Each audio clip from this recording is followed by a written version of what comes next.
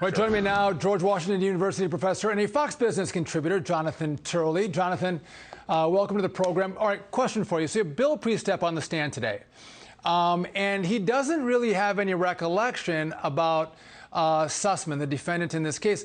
Do you find that odd that Sussmann is the source of coming in and saying, listen, we have Donald Trump, the candidate, who's maybe in communication with Russia, and that Priestep wouldn't remember anything about Sussmann and how that information came into the FBI?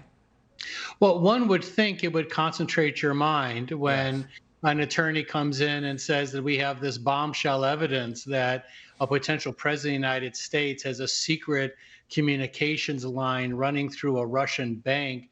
The story itself was so bizarre and unbelievable, it stood out for many, including the researchers who warned the Clinton campaign that they could be mocked over this suggestion, that the evidence was not, did not establish this type of claim.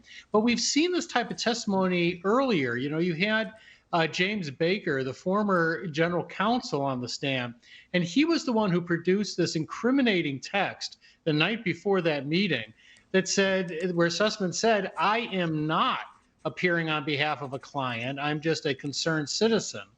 And Baker was asked, why did you wait so long to turn that over to the Department of Justice? And he said, because this is your investigation, not mine. And he said that I'm a friend of Sussmann's.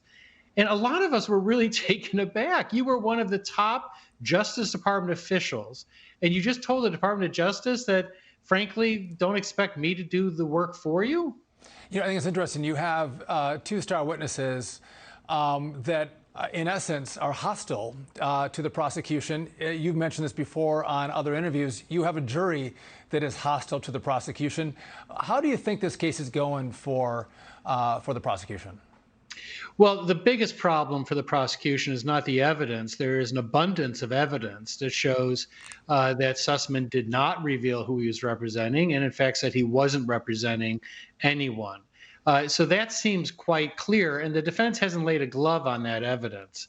So it stands largely uncontradicted. The problem they have is the judge and the jury. The judge has really narrowed the trial, has hit Durham with some tough rulings, but the biggest problem is the jury. You have three Clinton donors on the jury. You have one juror whose daughter is playing on the same team with the daughter of Sussmann. You know, it's you know, for a prosecutor, it really probably feels like a stacked jury. Does that mean they can't be impartial and cannot be fair? Of course not. They can be. But one of the things that Durham objected to is at least one juror seemed to struggle with the question of whether you could be impartial, and only said that she felt she could after she was assured that neither Clinton or Trump would be tried. Jonathan, you know what? You can have a great case and a bad jury, and you can lose those cases. We've all seen that. So listen, I got a quick run. We got a hard break coming. Thanks for joining me. I appreciate it. Thank you, Sean.